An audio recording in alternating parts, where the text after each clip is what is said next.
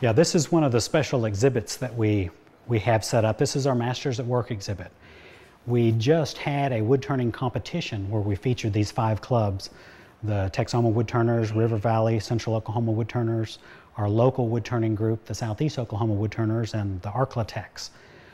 We sent out applications to clubs all over the region and selected 5 competitors to come and compete for a lot of prize money. With that, they get to invite their club members to exhibit here in the gallery. So they're part of the Masters at Work. This is a fall wood art exhibit that we do. We also have one in the spring, which is the Artist of the Year exhibit, which is a juried show. Now, wood art, in terms of art out there in popularity and people knowing about it, I mean, it seems like it's maybe not as popular as it once was, but I mean, looking around here, maybe it should be. It didn't used to be, and that's kind of what put us on the map. Exhibits like this, and the juried show that we have in the spring, our wood art collection, you know, that started like with the Peter Toth sculpture out there. In fact, here in 2010, the state legislator announced that we were the wood art capital of Oklahoma because of the exhibits like this and the interest in wood turning and wood art that we've been able to show the public. Can you show us a few of the more unique exhibits? Yeah. Yeah, this piece here was done by Wendell Mills of the River Valley Wood Turners. His club, Hayes Copeland, was one of the competitors, but this was one of his students. And what he did is he went out to a beaver dam, and these are all beaver sticks from the dam, and he went and put these all in a paint can, stuffed them all in there, filled it up full of epoxy to create a solid block to do this turning from. So you've got a really unique in grain, so side grain. This is beaver dam sticks and epoxy, and then he's come in and turned it out. And turned it, you know, did all the hollowing and stuff. So this is a really unique art form. Just the idea of doing this, brilliant. So we're going to make sure that he comes to our spring exhibit, the Woodworking Artist of the Year. Absolutely. Yeah, it's a very nice piece. So is there a special type of wood or is a certain part of the tree that they look for, or is it just, hey, there's a branch, I'm going to... Anything. Wood turners like to use burls, rotted pieces, places where ants or worms have, you know, eaten into the wood. I use a lot of storm damaged wood. Anytime that there's cracks or deformities in the wood, that's what I like to try to show off. You know, anybody can get a nice piece of, you know, something to do woodworking with, but it's unusual, like when you have burls and, you know, all this little spalting and stuff in there. Yeah. And that's what makes this unique. Beautiful. So that's what the wood turners like to do, is, you know, capture that kind of. So I take it half of that then is just finding the right piece of wood to begin with. I mean, that's the biggest part of the art at that point. And then you take and have to do something with it, but you have to find that medium to work. Right.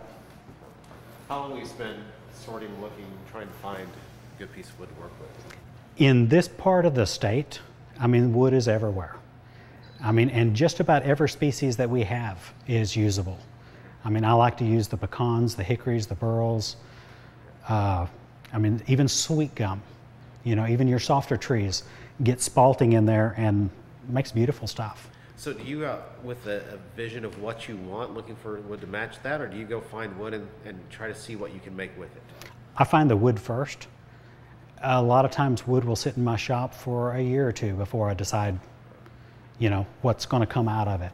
So you find a piece, you kind of fall in love with it, and you wait for the idea to come to you from there. Right.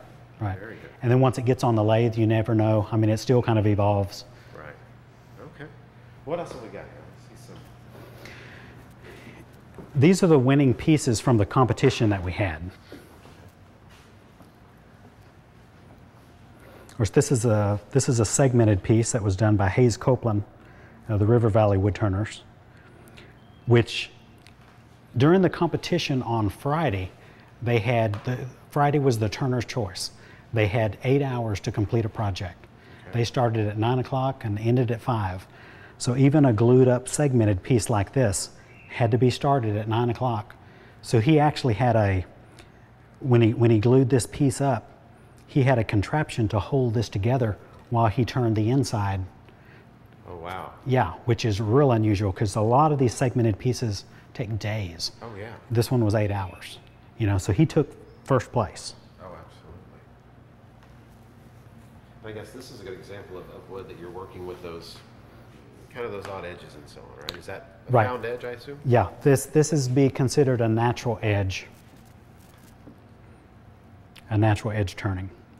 But the local wood turning club put out a challenge to the other clubs that were going to compete, and this year it was a changing view or kaleidoscopes. So they sent out little kaleidoscope kits to different club members and stuff all over the area to see what they would come up with, how they could capture this kaleidoscope. So every one of these are different kaleidoscopes. Like the carved hand, that was done by Richard Duvall. He was one of the Texoma wood turners. He carved that hand just to hold that little kaleidoscope.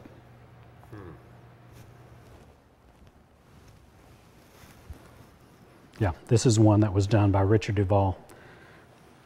But that's walnut, which walnut is, this was dry.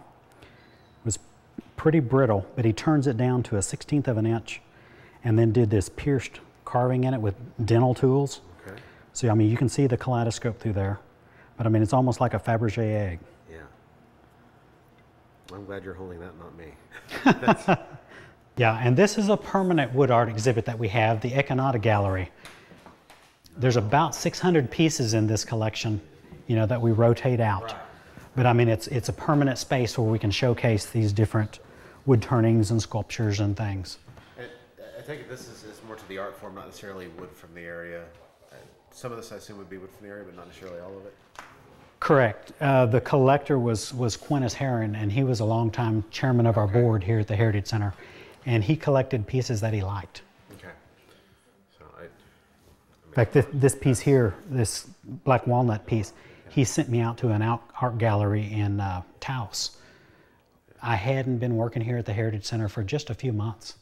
And he said, here, I've got a project for you. You go out there and pick up this sculpture. You know, so I went out there, spent about a week and visited with the gallery and hauled this back. So this was one of my first projects here at the center. that's beautiful.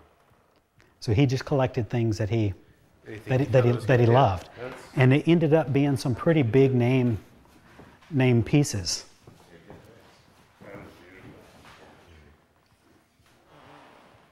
One of the cool things about these sculptures here, these horses, those black walnut ones and these cherry ones, these are chainsaw carvings. This is chainsaw. Yeah. You know, you've seen the chainsaw carvings on the side of the road that are pretty Yeah. crude. Well, this is the next level of